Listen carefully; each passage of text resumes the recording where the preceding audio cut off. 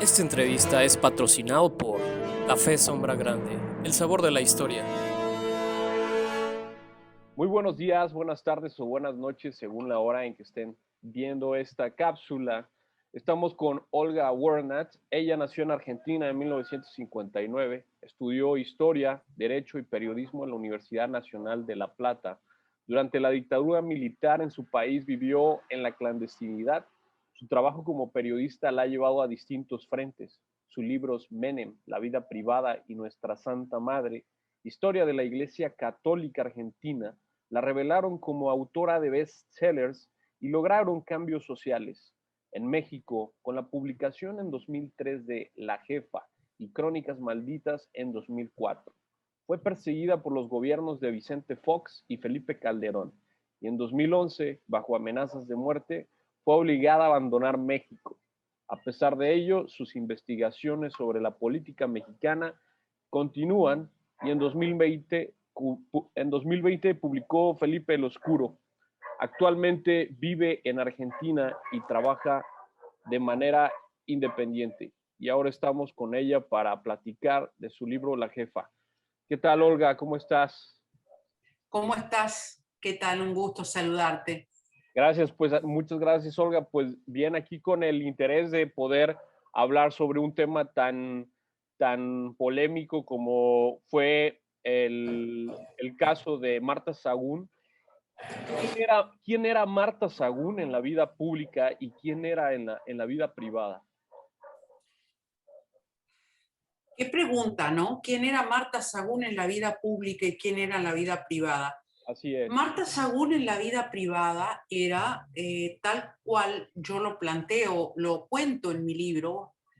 Fue mi primer libro, La Jefa, fue mi primer libro en México. Yo nunca imaginé que iba a tener el impacto que tuvo, pero para nada. Ella era una ama de casa, militante panista de base, había tenido una incursión fallida a la alcaldía de Celaya, había sido tesorera de los Legionarios de Cristo, la famosa orden creada por Marcial Maciel, que tuvo tantas polémicas y tantos escándalos. Bueno, ella era del Bajío, ¿no? Obviamente. Así que el Bajío era Marcial Maciel, una muchacha de clase media que se había casado con un veterinario, con un boticario, con el que había tenido 3 hijos, y en el lapso de su militancia en el PAN conoce a Vicente Fox, que en ese momento recién empezaba como gobernador del estado de Guanajuato. Había llegado gobernador del estado de Guanajuato y ella ingresa a esa gobernatura como su vocera, ¿no? Okay. Una mujer ambiciosa, siempre fue muy ambiciosa, según todos los testimonios que yo recabé para el libro. Yo puse mis ojos en ella. Te estoy hablando allá en ese lejano inicio del gobierno de la presidencia de Vicente Fox, después que venció al PRI y que muchos creíamos que el PRI estaba definitivamente muerto en la política mexicana, cosa que no sucedió, porque el PRI siguió vivito y coleando, y Vicente Fox después se alió y Marta se aliaron con el PRI. Pero bueno, en ese entonces así eran las cosas. Yo había cubierto la campaña de Vicente Fox y me llamaba poderosamente la atención de Marta Sagún. Es decir, en un México machista, en un México donde las mujeres no tienen o tienen muy poco protagonismo en la política, entonces muchísimo más que ahora, y tenían que adaptarse de alguna manera a perdón, voy a bajar esto, tenían que adaptarse al esquema de los que manejaban el partido, en este caso los panistas, donde habían muy pocas mujeres, en todos los partidos en general, ella sobresale. Ella es una mujer que políticamente incorrecta, polémica, que no se calla, que no agacha la cabeza y que hace todo lo contrario de lo que hacen las demás mujeres. No se somete a un marido, el boticario, que la golpeaba o que la maltrataba, lo abandona y comienza una relación amorosa con Vicente Fox cuando este era gobernador. Que había muchos comentarios y muchos escándalos en Guanajuato, todo el mundo lo sabía, ¿no? Era muy público el romance. Así llega Marta a la presidencia de México como vocera del presidente y yo digo, cuando yo la vi y la observaba, primero te confieso que el libro iba a ser de los dos. Iba a ser el vaquero y su consorte. Todos sus amigos le decían el grandote o el vaquero, ¿no? El vaquero y su consorte. Iba a llevar en la portada una fotografía de los dos en el rancho de San Cristóbal. Y después, a medida que fui avanzando en el libro, me di cuenta que no, que el personaje más importante era ella, por todas estas razones, en donde se mezclaba lo público con lo privado. Ella nunca escondió lo privado, al contrario, lo enseñó, lo ostentó, lo contó. No había secretos de su vida privada frente a los periodistas que la entrevistaban, ¿no? Y así todo el mundo se enteró del romance que mantenía con Vicente Fox, de su posterior boda en Los Pinos, y todos los escándalos con la exmujer, la disolución del matrimonio religioso de ella y de Vicente Fox, por su lado, para poder volver a casarse, y el papel que ella ocupó sin ser ministro, ni secretaria de Estado, ni directora, ni nada, siendo primera dama, el papel que ocupó ella se propuso como objetivo de máxima ser presidenta de México. Y la figura en quien ella se inspiró fue Eva Perón. Esto me lo confiesa ella a mí, ¿no? En una de las tantas entrevistas que le hice, ¿no? Ok, entonces prácticamente es su vida pública como privada era una mezcolancia, no había una Era sola, una sola. era una sola, era una sola, ok. Se decía que quien gobernaba el país era Marta, no su esposo Vicente. ¿Lo crees así? Mira, con el paso de los años, yo nunca lo creí, nunca lo creí. Lo que sí pienso que Vicente Fox, y esto lo digo en base a testimonios, no porque lo esté inventando o se me ocurra a mí, yo logré armar un buen perfil de Vicente Fox en el libro de la jefa. ¿Quién era él? Él era un hombre que tenía muchos problemas psicológicos. Incluso esto está ratificado por el Vaticano cuando él trató de disolver su matrimonio religioso y le hicieron un test psicológico en el Vaticano, y yo conseguí el documento, y el documento dice que era un hombre que tenía graves trastornos psicológicos, ¿no? Así gobernó el país. Era un hombre que caía en profundas depresiones y se aislaba. Era un hombre más bien callado, le costaba mucho interconectar con otras personas, incluso eres joven, no sé cuántos años tienes, pero en aquel entonces, en aquel sexenio, mucho se decía Foxilandia. El presidente vive en Foxilandia, porque es como que había un mundo paralelo que él se había creado y el mundo de la vida real. Quienes lo aterrizaban a Vicente Fox era Marta Sagún y la madre de Vicente Fox, doña Mercedes. que le traía los periódicos y le decía, mira lo que dicen de ti, porque él decía que no leía periódicos, ¿no? Entonces Marta, en este sentido, fue una gran aliada de Vicente Fox. Yo no te digo que Marta hubiera gobernado, pero sí que fue un sostén frente a situaciones complicadas que se dieron en el país. Marta propuso secretarios de Estado. Marta intervino frente a Fox, que después tenía la última palabra, para quitar a este o al otro. Por ejemplo, Castañeda. Castañeda tuvo un enfrentamiento fuerte con Marta y Marta no paró hasta que logró que Vicente Fox le pidiera la renuncia, ¿no? Es decir, intervenía en temas que correspondían al presidente.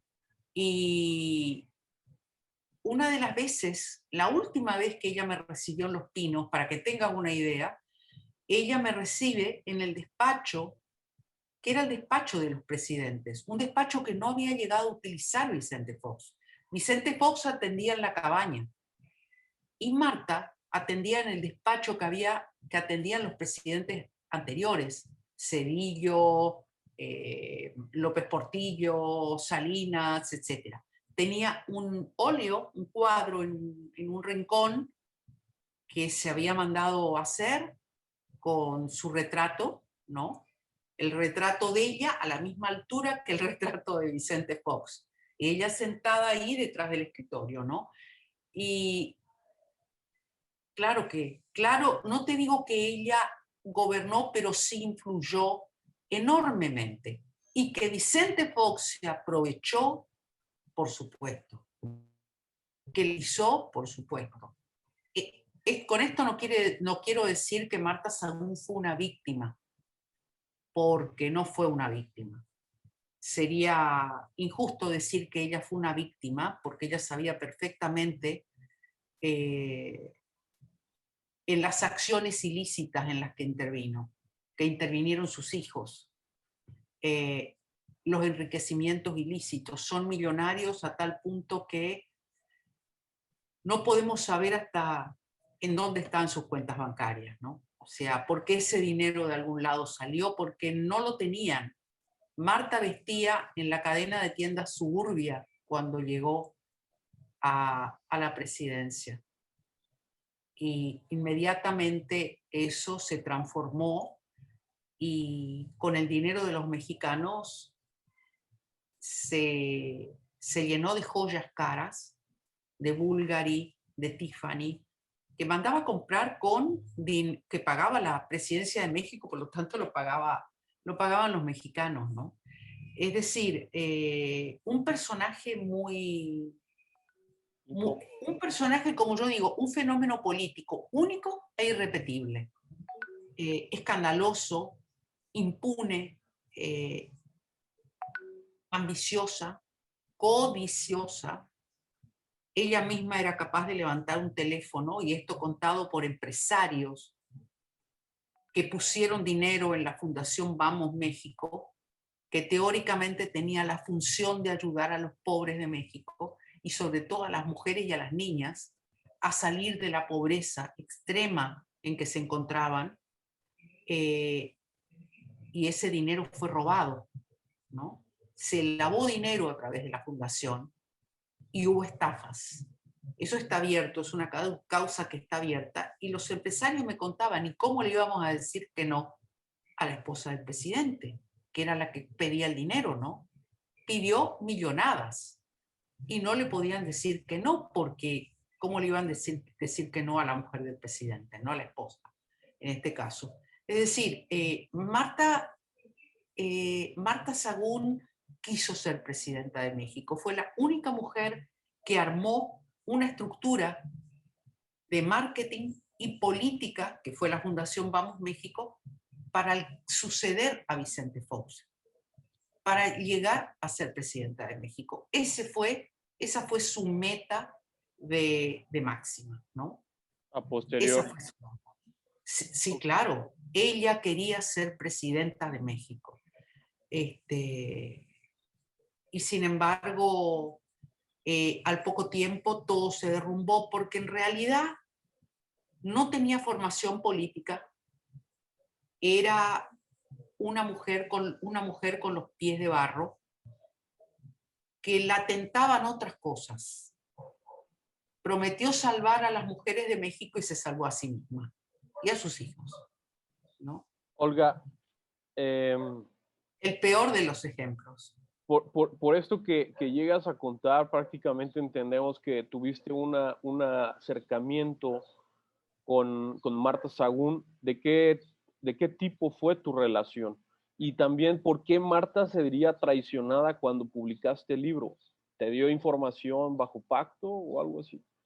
No, yo no hago pacto con nadie, con ningún político, para ninguna entrevista, sea el presidente, un empresario importante, yo no establezco, te diría, ni siquiera mando las preguntas, ¿eh? Puedo mandar los temas y decir voy a tocar estos temas, pero ella nunca me lo pidió, por otra parte. Fue una relación estrictamente personal, digo, en el sentido que la vi, pero profesional. Yo nunca fui a comer con ella, a tomar el té, de salida.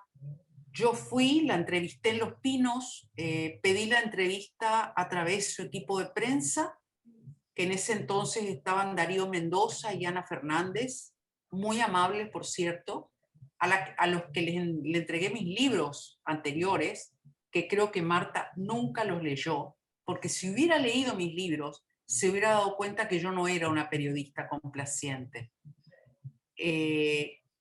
Nunca ella tampoco me pidió absolutamente nada de que no le preguntara por esto o por lo otro. Yo le pregunté todo lo que quise, le pregunté por los hijos, le pregunté por su historia familiar, por su ex marido, por su vida, por todo. O sea, todo lo que fueron entrevistas a gente.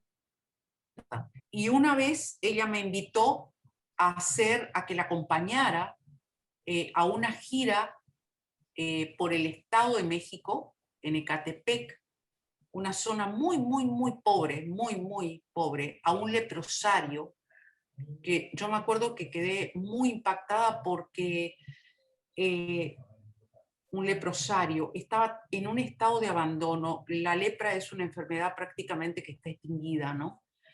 Y vi las cosas más tremendas en ese lugar, no porque yo no hiciera no hubiera visitado una chabola o una favela o una villa miseria de mi país, sino que el contraste entre la llegada de Marta cuando llega a ese leprosario y después recorremos todo ese barrio pobrísimo, con miles de carencias, era una Marta Sagún vestida de Chanel, cartera de Hermès, enjollada, y su discurso era un discurso prácticamente religioso. A los señores, los ancianos que estaban en el leprosario y que le pedían ayuda concreta. O sea, no tenemos esto, no tenemos lo otro, nos falta agua, alimentos, zapatos, estaban descalzos algunos, les faltaban los brazos porque estaban comidos por la lepra, o sea, había una desatención estatal ahí. Y ella, recuerdo que les decía, ten fe en Dios, reza que Dios te va a ayudar. Yo decía, qué locura, ¿no? Era surrealista. Me acuerdo que fuimos a la casa de una señora que tenía cáncer de garganta, y esto sí fue doloroso, porque la señora se estaba ahogando, necesitaba un tubo de oxígeno. Estaba en las últimas. Y yo dije, tráiganle un tubo de oxígeno, ¿no? Yo la acompañé hasta adentro y ella lo único que hizo, yo creo que esto tendría que ver con su formación con los legionarios. Dios te hace sufrir, pero el sufrimiento te va a dar paz interior, ¿no? Ese era el discurso más o menos, una mezcla de New Age con religión. y la señora se está ahogando. En un momento Marta sale al patio de la casa y había una niña que no tendría más de 12 años, que estaba embarazada, como sucede en los barrios humildes, los embarazos de niñas. Y Marta comienza a regañarla, a reprenderla. Pero era una niña. La niña no tenía ni siquiera conciencia de lo que le estaba pasando. Estaba embarazada. Y la niña no tenía la culpa.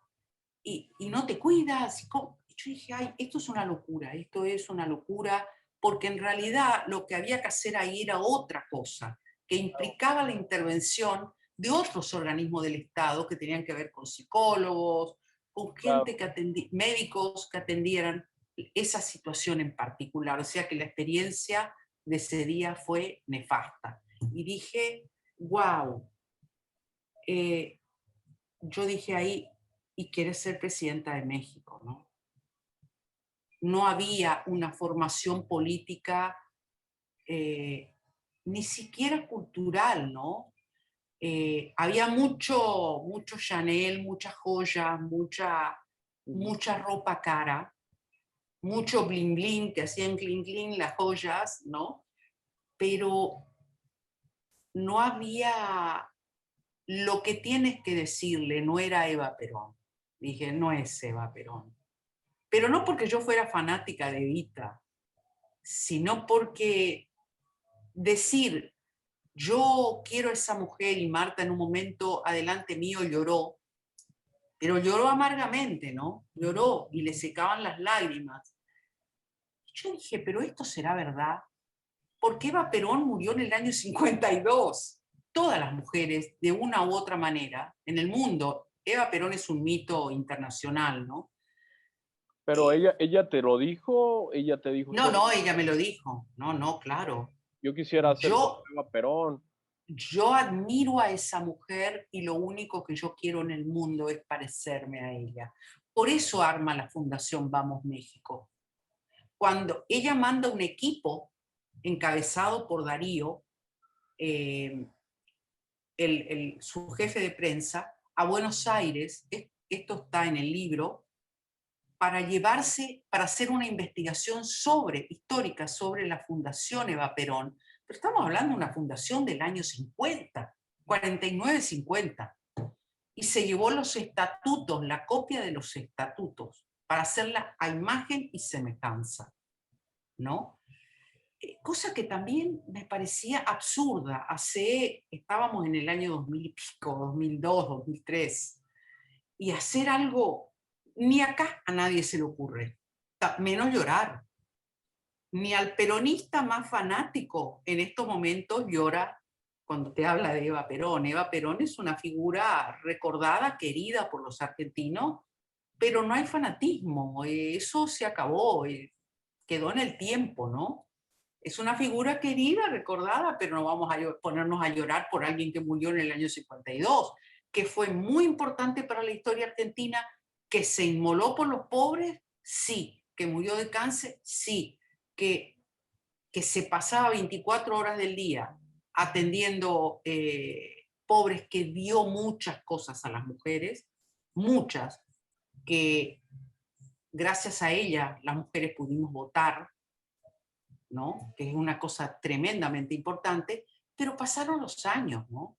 Y querer parecerte a Evita, que yo finalizo el libro así, yo digo, querer parecer tanta obsesión por ser Eva Perón, porque se había visto, Marta, todas las películas que se habían hecho sobre Eva Perón, tanto querer ser Eva Perón, que vas a terminar siendo Isabelita, la segunda mujer de Perón, que fue todo lo opuesto, que fue aquella bailarina de cabaret que Perón conoció en su exilio de Panamá y que terminó siendo presidenta de los argentinos por la mala suerte de que Perón se murió y terminamos nosotros en el desastre de la dictadura, ¿no? Olga, finalmente Marta se sintió traicionada. ¿Traicionada? ¿Por qué? Tenía todo digamos, traicionada. Primero que traición es una palabra muy fuerte. y yo lo dije varias veces, en aquel momento sobre todo, traicionada, nunca hubo un pacto de nada. Traición es una palabra fuerte. Yo nunca le prometí absolutamente nada, ni siquiera ella me preguntó cómo se iba a llamar el libro. O sea, de Yo creo que repente, lo que más le dolió, yo creo que lo que más le molestó a ella fue que yo haya entrevistado a tanta gente que ella no tenía simpatía. Yo entrevisté a todos, los que la querían, sus amigas y quienes habían tenido alguna dificultad con ella, y a la ex mujer de Fox. Eso fue, creo que, okay. como quizás como mujer. Pero tal vez el hecho de abrirte las puertas, ella No, dio como concesión. Al- no, no, no, no, no, no, no, no, no, no. Cuando tú estás en el poder y le abres la puerta a un periodista, el responsable sos vos. Te atienes a las consecuencias. Es la libertad de expresión. Es el derecho del periodista a escribir lo que quiere escribir. Si le abres la puerta, yo no entré por la ventana de los pinos, yo pedí oficialmente una entrevista con ella y Claro. nunca mentí. Yo dije que estaba haciendo un libro de su vida y ella se fascinó. Que ella haya pensado que quizás el libro iba a ser complaciente, allá ella. Claro. Los políticos y la gente que está en el poder siempre hablan de traición. No le gustan las críticas, ni las más mínimas. Sí. Esperan la Piensan condescendencia. enseguida que porque te abrieron la puerta, los traicionaste. Y eso no es así, porque para eso te dicen no te doy la entrevista y están en todo su derecho de no darte. Yo le dije, con entrevista o sin entrevista, yo voy a hacer este libro. Igual. Sería fantástico que tuviera, yo le doy toda la oportunidad de que usted pudiera contarme su historia, ¿no? Eh, Pero traición no. Olga, Traición hubiera sido si yo era amiga, no. Olga, fuiste perseguida, perdón, tienes dos libros que hablan sobre corrupciones panistas, La Jefa con Marta Sagún y Felipe el Oscuro. ¿Por qué esta fijación hacia los gobiernos panistas? No, no es una fijación, ¿sabes? O sea, yo en algún momento, después del libro de Marta Sagún y después de Crónicas Malditas, segundo en México, por el que Marta y el hijo me demandaron, Manuel Viesca, que llegó a la Corte Suprema, yo tenía intención de irme atrás y escribir sobre los gobiernos priistas, pero no hubo tiempo, digamos, ¿no? Después llegó lo de Calderón y bueno, obviamente me interesó muchísimo la historia, muchísimo, y me lancé a investigar sobre ese tema con todos los riesgos que implicaba en un México que estaba sumido en la violencia, ¿no? Pero no porque, no, para nada, o sea, para Simplemente nada. se dieron los factores. Se dio la oportunidad, pero no, no, no para nada. Ahora fuiste, Eso no quiere decir que no vaya a escribir sobre los priistas o sobre Morena o sobre... claro, ok, fuiste perseguida por los gobiernos de Vicente Fox y Felipe Calderón. ¿Quiénes te amenazaron? ¿Qué te dijeron? ¿Y cómo fue tu estilo de vida durante tu huida? Lo peor fue el gobierno de Calderón. Durante el gobierno de Vicente Fox la cosa fue mucho más liviana, mucho más light. Eran llamadas telefónicas, yo me daba cuenta que me estaban escuchando, que me pinchaban el teléfono o me seguían, me mandaban libros de thriller a mi casa, donde siempre la protagonista era una periodista a la que mataban, una cosa así media ridícula. Una vez me mandaron, sí, un féretro con flores y el edificio tenía yo vivía con mi esposo de entonces, con mi marido de entonces, que era corresponsal de Newsweek, en Condesa, y llega un ramo de flores, pero estaba puesto sobre un féretro y adentro había una carta escrita a máquina, con máquina de escribir. Obviamente yo hice la denuncia, pero nunca pasó nunca nada. Pero no pasó de ahí, no O sea, fue al nivel de no te Vicente. fuiste, ok. No fue al nivel, fui arraigada, o sea, no pude salir del país. O sea, me tiraron todo el poder del Estado a través de la justicia, ¿no? Y también fue una experiencia en México. Yo en estos momentos me siento, no digo contenta, pero agradezco haber vivido esa experiencia porque me enseñó mucho, mucho. Okay. Aprendí a conocer la justicia mexicana desde el otro lado, ¿no? ¿Estarías dispuesta, Y mucha experiencia. ¿Estarías dispuesta a trabajar una investigación sobre la vida de los hijos de López Obrador durante su sexenio como presidente?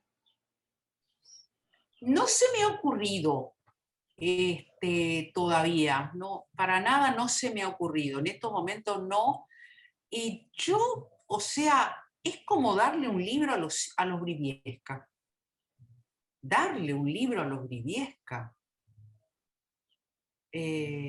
No, creo que eso es parte de un contexto, ¿no? Los Briviesca fueron parte de un libro más grande.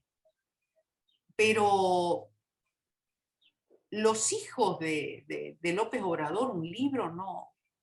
Sería un librito de 100 páginas. Creo que no daría para más, hasta lo que yo sé. ¿Eh? ¿Quieres decir? No me gusta para nada, eso sí puedo decirte, porque yo lo sigo en redes. No me gusta para nada la ostentación de vida que hacen.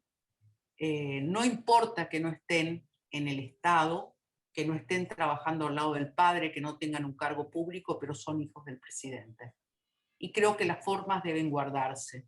No solamente hay que ser, sino parecer. Está bien, son adultos, pero yo creo que lo perjudican al padre. Más que ayudarlo, lo perjudican. No me gusta eso. No, el estilo de vida. No, para nada. No, me parece espantoso, horrible. Okay. Horrible. Yo los veo, los miro y digo, pero ¿qué es esto? Pues Olga, hemos llegado al final de la entrevista. Agradezco mucho tu valioso tiempo y la información que nos has concedido. Por favor, regálanos un saludo a toda la gente de Chiapas que te está viendo en este momento. Bueno, un saludo a toda la gente de Chiapas. Muchísimas gracias por esta entrevista. Espero ir pronto por ahí porque soy fanática del café de Chiapas y de las artesanías de Chiapas y de esas callecitas. Ay, no, amo Chiapas, me encanta. No me gusta el aterrizaje del vuelo, pero bueno, eso es otra historia. Pero me encantaría estar ahora ahí porque es un lugar maravilloso. Muchísimas gracias. Esta entrevista es patrocinado por Café Sombra Grande, el sabor de la historia.